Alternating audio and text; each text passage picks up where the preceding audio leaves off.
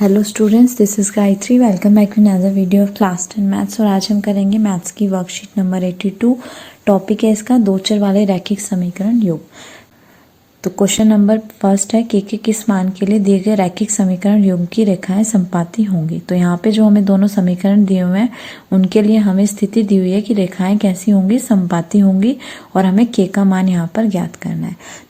तो समीकरण लिख लेते हैं। 2x जमा 5y बराबर के एक्स जमा 15y बराबर 18। अब जो हमें अनुपात दिया हुआ है, क्योंकि हमें बोल रहे हैं कि रेखाएं कैसी हैं, समपाती हैं, तो अनुपात क्या होगा, a1/a2 बराबर b1/b2 बराबर c1/c2।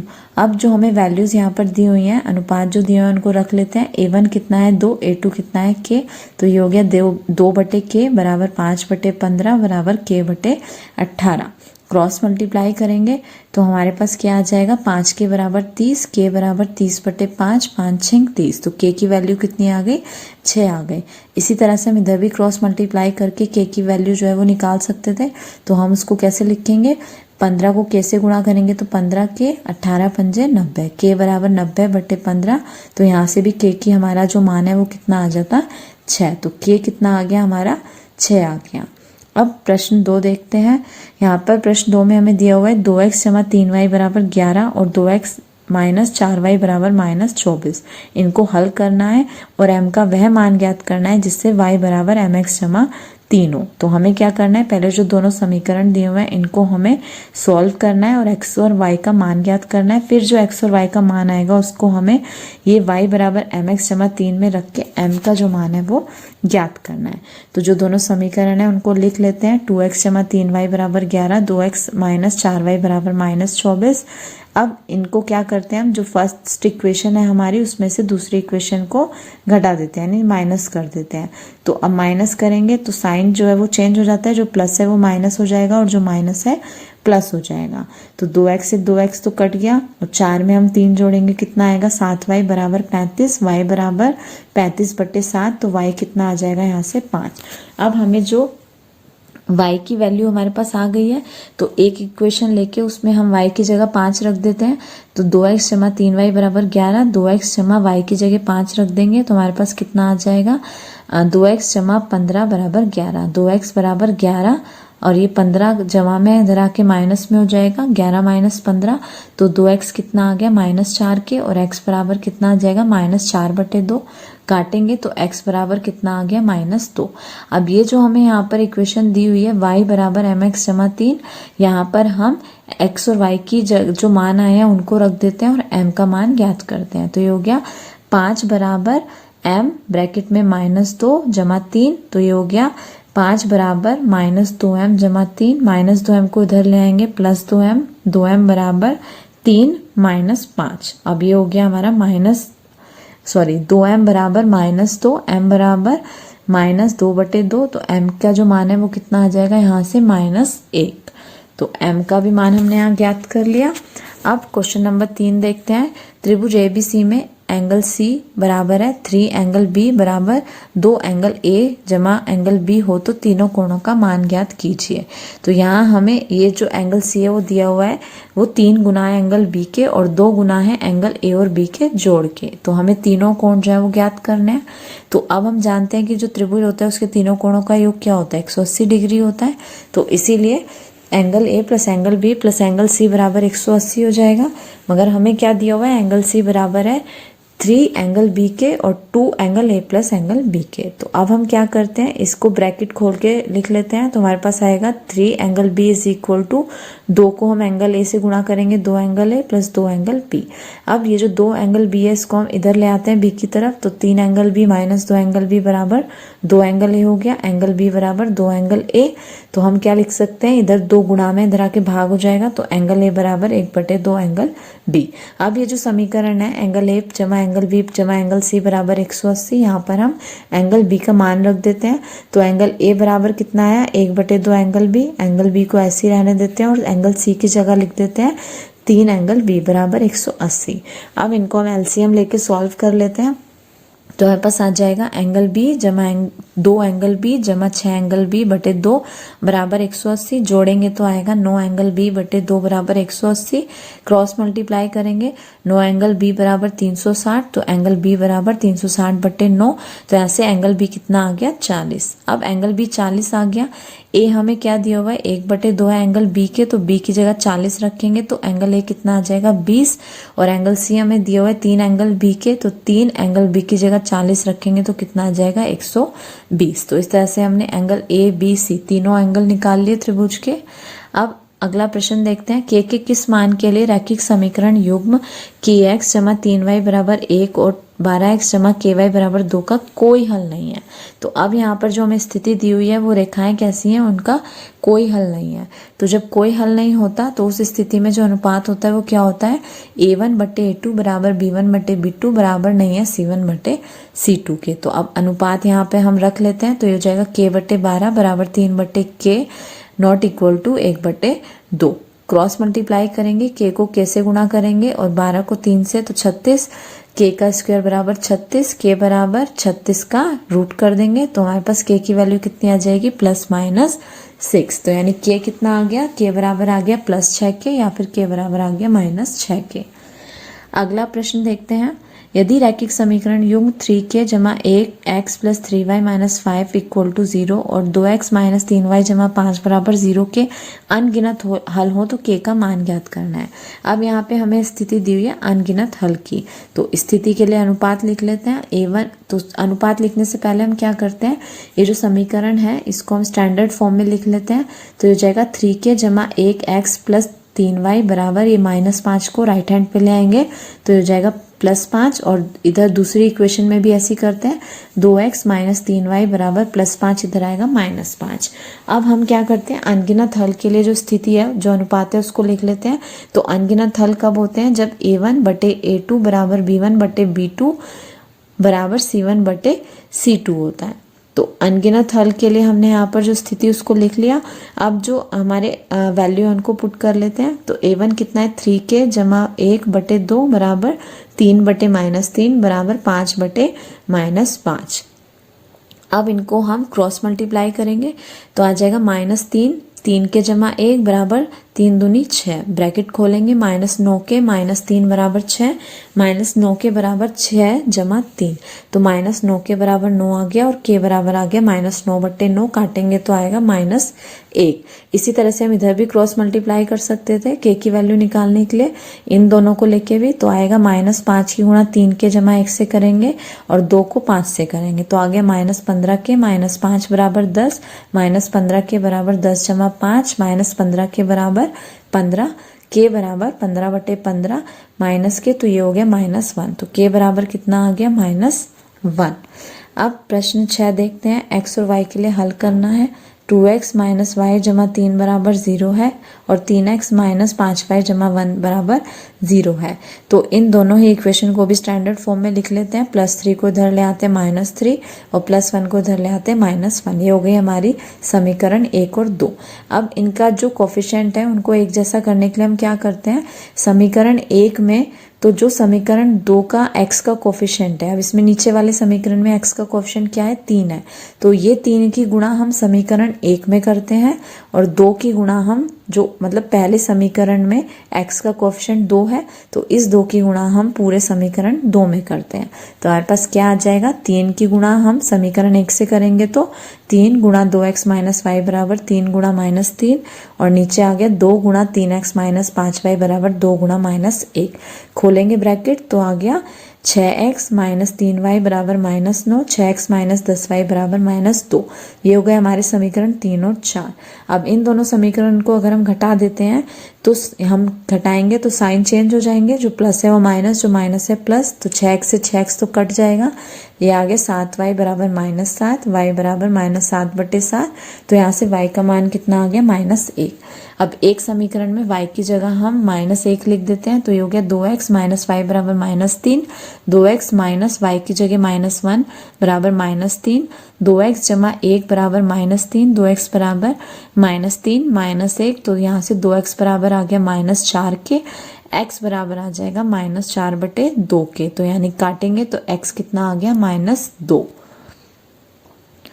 अब देखते हैं हम प्रश्न 7, रैखिक समीकरण युग्म को हल करना है। 152x माइनस 378y बराबर -74 और दूसरा है -378x प्लस 152y बराबर -604।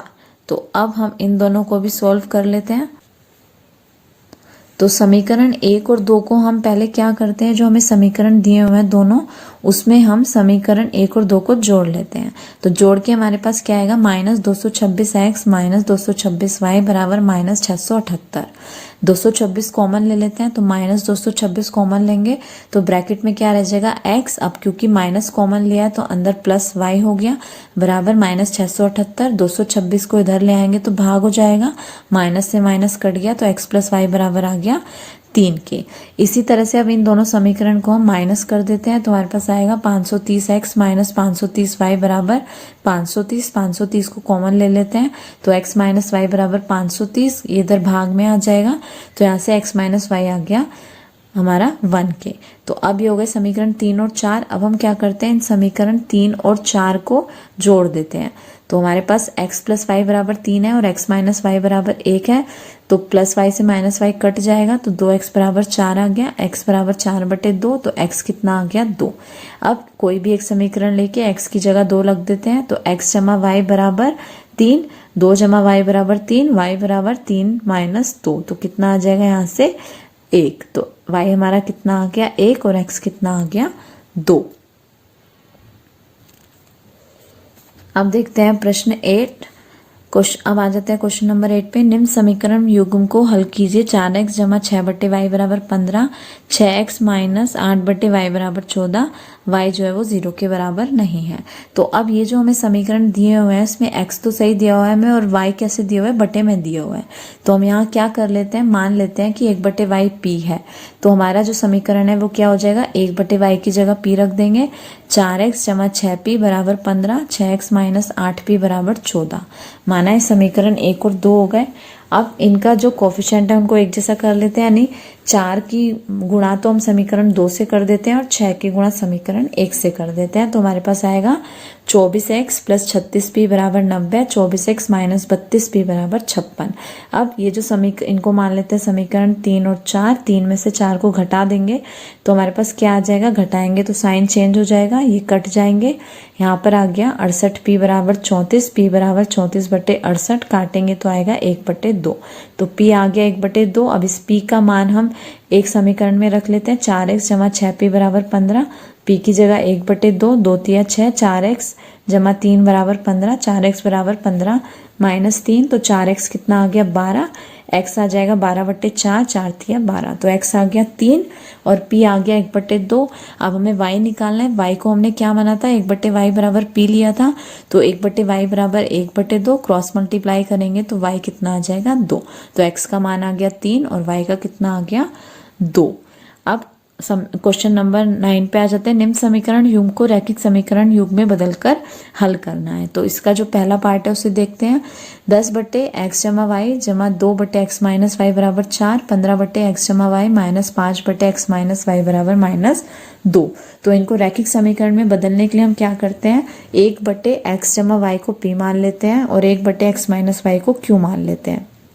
तो हमारे समीकरण क्या हो जाएंगे, 10p जमा 2q बराबर 4, 15p माइनस 5q बराबर -2। मानो ये समीकरण 1 और 2 हो गए। अब समीकरण को एक जैसा बनाने के लिए हम इसमें क्या करते हैं, x का जो कोफिशिएंट है उसको एक जैसा बनाना है तो हम इनकी गुणा कर देते हैं। 15 की गुणा समीकरण 1 से और 10 की गुणा समीकरण 2 से, तो आ जाएगा 150p जमा 30q बराबर 60, 150p माइनस 50q बराबर -20। ये हो गए समीकरण 3 और 4। अब इन समीकरणों को माइनस कर देते हैं, साइन चेंज हो जाएंगे। ये 150 से 150 कट गया और 30 और 50 कितना हो जाएगा, 80, q बराबर 80, q बराबर 80/80, तो q कितना आ गया 1। अब q की वैल्यू को एक समीकरण में पुट करके हम p निकाल लेते हैं। 10p जमा 2q बराबर 4, 10p जमा 2, q की जगह 1 बराबर 4, 10p बराबर 4 माइनस 2, 10p बराबर 2, p बराबर 2/10, तो यह आ गया 1/5। अब हमने माना था x और y, अब यहाँ पे p और q आ गए, हमें निकालना है x और y, तो 1/x प्लस y को हमने p माना था, 1/x प्लस y बराबर 1/5, क्रॉस मल्टीप्लाई करेंगे तो x प्लस y 5 आ गया। इसी तरह से 1/x माइनस y को q माना था, तो 1/x माइनस y कितना आ गया 1 के, क्रॉस मल्टीप्लाई करेंगे तो x माइनस y कितना आ गया 1। अब दोनों इक्वेशन को सॉल्व करने के लिए हम क्या करते हैं, इनको ऐड कर देते हैं, यानी जमा कर देते हैं।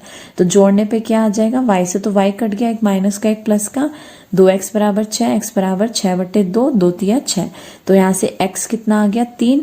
अब किसी एक समीकरण में x रख देते हैं तो y आ जाएगा, x माइनस वाई बराबर 1 है, तो 3 माइनस वाई बराबर 1, माइनस वाई बराबर 1 माइनस 3, तो माइनस वाई बराबर -2, माइनस से माइनस कट गया, तो y कितना आ गया हमारे पास यहाँ से 2, और x कितना आ गया 3।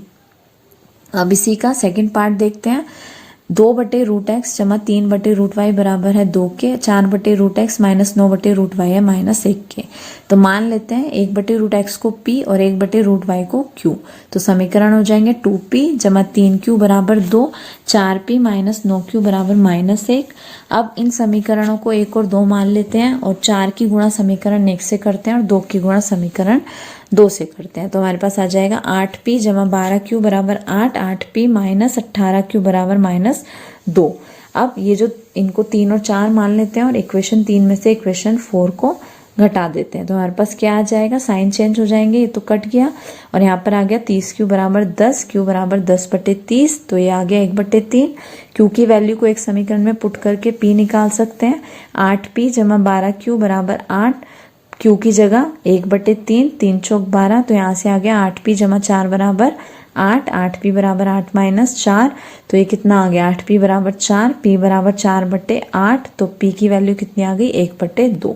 अब हमें x और y निकालना है, 1/√x को p माना है, 1/√y को q माना है, तो 1/√x बराबर 1/2 और 1/√y बराबर 1/3। अब x और y की वैल्यू फाइंड करने के लिए हम क्या करते हैं, स्क्वायर कर देते हैं, यानी इनका वर्ग कर देते हैं, तो रूट हट जाएगा, तो 1/x बराबर और 1/2 का वर्ग करेंगे तो 1/4, इसी तरह से 1/y बराबर 1/3 का वर्ग करेंगे 1/9, क्रॉस मल्टीप्लाई करेंगे, x बराबर आ जाएगा 4 के और y बराबर आ जाएगा 9 के। अब देखते हैं क्वेश्चन नंबर 10, समीकरण x माइनस वाई प्लस 1 बराबर 0 और 3x जमा 2y माइनस 12 बराबर 0 का ग्राफ खींचना है। x अक्ष और इन रेखाओं से बने त्रिभुज के शीर्षों के निर्देशांक ज्ञात करने हैं और त्रिभुजाकार पटल को छायांकित करना है। तो जो दोनों समीकरण दिए हुए हैं, सबसे पहले हम इनका ग्राफ बना लेते हैं। x माइनस वाई जमा 1 बराबर 0 और 3x जमा 2y माइनस 12 बराबर 0। तो पहले समीकरण के लिए टेबल बनाने के लिए हम इसमें y का मान निकाल लेते हैं। x माइनस वाई बराबर -1 माइनस वाई बराबर -1 माइनस x और माइनस वाई बराबर माइनस कॉमन लेंगे तो ये हो जाएगा 1 प्लस x, और इसको हम लिख सकते हैं x प्लस 1। अब x की वैल्यू पुट करते हैं और y कितना आएगा, अगर x की जगह 0 रखते हैं तो y 1 आएगा, 1 रखते हैं तो y 2 हो जाएगा, -1 रखेंगे तो -1 प्लस 1 कैंसिल 0 हो जाएगा, 2 रखेंगे तो 3 आएगा। समीकरण 2 हमें दिया हुआ है 3x जमा 2y माइनस 12 बराबर 0, इसमें भी हम y का मान निकाल लेते हैं। 2y बराबर 12 माइनस 3x, y बराबर 12 माइनस 3x बटे 2। अब यहाँ पर भी हम अलग अलग वैल्यू रखते हैं, 0 रखते हैं तो y 6 आ जाएगा, 2 रखेंगे 3 आएगा, 4 रखेंगे 0 आ जाएगा। अब ये जो दोनों टेबल हैं इनको हम ग्राफ बना लिया, हमने यहाँ पर ग्राफ बनाया तो इस तरह से एक त्रिभुज की आकृति हमें मिली और ये इसके हमारे क्या हो गए, निर्देशांक हो गए a b c के। तो a के निर्देशांक क्या हो गए हमारे 2,3, b के हो गए -1,0 और c हो गया 4,0। a b c एक त्रिभुज बन गया और इन्होंने बोला था कि इसको छायांकित भी करना है, क्वेश्चन में हमें बोला है तो इसको हमने यहाँ पे छायांकित करके दिखा दिया त्रिभुज को। क्वेश्चन नंबर 11 इस एक मोटर बोट धारा के प्रतिकूल 30 किलोमीटर और धारा के अनुकूल 28 किलोमीटर जाने में 7 घंटे का समय लगाती है। धारा के प्रतिकूल 21 किलोमीटर जाकर 5 घंटे में वापस आ सकती है। शांत जल में मोटर बोट की चाल और धारा की चाल ज्ञात करनी है। तो हमें यहाँ पे बोल रहे हैं कि जो मोटर बोट है वो धारा के जब जब प्रतिकूल चल रही है तो 30 किलोमीटर और अनुकूल चल रही है तो 28 किलोमीटर तय कर रही है और टाइम जो लगा रही है वो कितने का है, 7 घंटे का है। और प्रतिकूल जब चल रही है 21 किलोमीटर और 21 ही वापस आ रही है, तो जो टाइम लग रहा है वो कितना है, 5 घंटे का। तो हमें निकालनी है शांत जल में मोटर बोट की चाल और धारा की चाल। तो हम मान लेते हैं शांत जल में जो मोटर बोट की चाल है वो x किलोमीटर प्रति घंटा है और धारा की चाल y किलोमीटर प्रति घंटा है। अब धारा की अगर प्रतिकूल चलेगी तब चाल क्या हो जाएगी, प्रतिकूल चल रहे हैं तो जो हमारी चाल है उसमें कमी आ जाएगी। तो हम क्या करेंगे, x माइनस वाई किलोमीटर प्रति घंटा लेंगे। और जब धारा के अनुकूल हमारी बोट चलेगी तो हमारी जो चाल होगी वो कितनी हो जाएगी, x जमा वाई किलोमीटर प्रति घंटा। अब हमें पता है समय बराबर क्या होता है, दूरी बटे चाल। तो हम इसको क्या लिख सकते हैं, प्रश्नानुसार 30 बटे एक्स माइनस वाई जमा 28 बटे एक्स प्लस वाई बराबर 7, 21 बटे एक्स माइनस वाई जमा 21 बटे एक्स प्लस वाई बराबर 5। अब समीकरण 1 और 2 में 1 बटे एक्स माइनस वाई को p मान लेते हैं और 1 बटे एक्स प्लस वाई को q मान लेते हैं। तो समीकरण हो जाएगा 30p जमा 28q बराबर 7 और 21p जमा 21q बराबर 5। ये हो गए समीकरण 3 और 4। अब इनके जो कोफिशिएंट है उनको एक जैसा कर लेते हैं। ऊपर वाले समीकरण की मल्टीप्लाई हम 21 से कर देते हैं और नीचे वाले को 30 से गुणा कर देते हैं। तो हमारे पास आएगा 630p जमा 598q बराबर 147, 630p जमा 630q बराबर 150। दोनों ही समीकरण 5 और 6 हो गए, इनको हम घटा देते हैं। तो घटाने पे 630p जो है वो तो कट जाएगा, साइन चेंज हो गए और ये आ जाएगा -42q बराबर -3, q बराबर -3 बटे -42, माइनस से माइनस तो कट गया, 3 बटे 42 को काटेंगे तो q बराबर 1/14 आ गया। q के मान को हम एक समीकरण में रख लेते हैं, 30p जमा 28 और जो q है उसकी जगह 1/14 बराबर 7 आ गया। 30p जमा 14 दूनी 28, 2 आ गया बराबर 7, 30p बराबर 7 माइनस 2, 30p बराबर 5, तो p बराबर 5/30, तो यहाँ से 1/6। अब हमने माना था 1/x माइनस वाई को p के इक्वल, तो 1/x माइनस वाई कितना आ गया, 1/6। क्रॉस मल्टीप्लाई करेंगे x माइनस वाई बराबर 6। वहीं हमने क्या माना था कि जो हमारा 1/x जमा वाई है वो q के बराबर है, तो 1/x जमा वाई को हम q का मान रखेंगे 1/14, क्रॉस मल्टीप्लाई करेंगे x प्लस वाई बराबर 14। तो ये हमारे समीकरण 1 और 2 आ गए। इन दोनों को जोड़ देते हैं तो y से y कट जाएगा, 2x बराबर कितना आ गया 20, x बराबर 20/2, तो x कितना आ गया 10। अब एक समीकरण में x की जगह 10 रख देते हैं तो y आ जाएगा x जमा वाई बराबर 14, 10 जमा वाई बराबर 14, y बराबर 14 माइनस 10, तो y कितना आ गया हमारा 4, x कितना आ गया 10 और y हमारा आ गया 4। अब आखिरी क्वेश्चन है क्वेश्चन नंबर 12। 8 महिलाएं और 12 पुरुष किसी कार्य को मिलकर 10 दिन में पूरा कर सकते हैं, जबकि 6 महिलाएं 8 पुरुष उसी कार्य को 14 दिन में पूरा कर सकते हैं। तो एक महिला और एक पुरुष द्वारा अकेले इस कार्य को करने में कितना समय लगेगा। तो यहाँ पर हम मान लेते हैं कि एक महिला द्वारा किया गया कार्य को पूरा करने में कितना दिन लग रहे हैं, x दिन लग रहे हैं, और अगर पुरुष उसी काम को करता है तो y दिन लग रहे हैं। अब एक महिला द्वारा एक दिन में जो किया गया कार्य है वो किसके बराबर हो जाएगा, 1/x के, और पुरुष द्वारा किया गया कार्य कितना हो जाएगा, 1/y के। अब प्रश्नानुसार हमें क्या दिया हुआ है तो उसको हम समीकरण में बदल लेते हैं। 8/x जमा 12/y बराबर 1/10, 6/x जमा 8/y बराबर 1/14। ये हो गए समीकरण 1 और 2। अब इनको हल करने के लिए हम 1/x को p मान लेते हैं और 1/y को q मान लेते हैं। तो समीकरण हो जाएगा 8p जमा 12q बराबर 1/10, 6p जमा 8q बराबर 1/14। इनके जो कोफिशिएंट है उनको एक जैसा कर लेते हैं, ऊपर वाले को 6 से गुणा करते हैं और नीचे वाले समीकरण को 8 से, तो आएगा 48p जमा 72q बराबर 6/10, 48p जमा 64q बराबर 8/14। अब ये दोनों ही इक्वेशन को हम घटा देते हैं, तो घटा के 48 से तो 48 कट जाएगा, साइन चेंज हो गया। 8q बराबर आ जाएगा, इसका एलसीएम लेके सॉल्व करेंगे, 6/10 माइनस 8/14, 10 और 14 का एलसीएम 70, तो यहाँ पर आ गया हमारा 70। 42 माइनस में 40, 42 माइनस 40 बराबर 2/70, तो 8q बराबर 2/70, q बराबर 2/70 गुणा 1/8, तो काट के आ जाएगा 1/280। q आ गया 1/280, 48p जमा 72, q की जगह 1/280 रखेंगे बराबर 6/10। इसको सॉल्व करेंगे तो हमारे पास आ जाएगा 48p, 72 से हम 280 को काटेंगे तो हमारे पास आ जाएगा 9/35 बराबर 6/10। तो तो यहाँ से हमारे पास आ गया 48p जमा 9/35 बराबर 6/10। 48p बराबर 6/10 माइनस 9/35। 48p बराबर एलसीएम लेके सॉल्व करेंगे। 10 और 35 का हम एलसीएम निकालेंगे तो कितना आ जाएगा 70। 42 माइनस 18, 48p बराबर 42 में से 18 माइनस करेंगे तो हमारे पास आ जाएगा 24/70। p बराबर 24/70 और ये 1/48 जो है इधर आ जाएगा। 24 से 48 को भाग करेंगे 1/2, 70 गुणा 2 140, तो 1/140। p आ गया 1/140 और q आ गया 1/280। अब हमने माना था 1/x बराबर p, 1/x बराबर 1/140, क्रॉस मल्टीप्लाई करेंगे x आ गया 140। इसी तरह से 1/y बराबर q, 1/y बराबर 1/280, क्रॉस मल्टीप्लाई करेंगे तो y कितना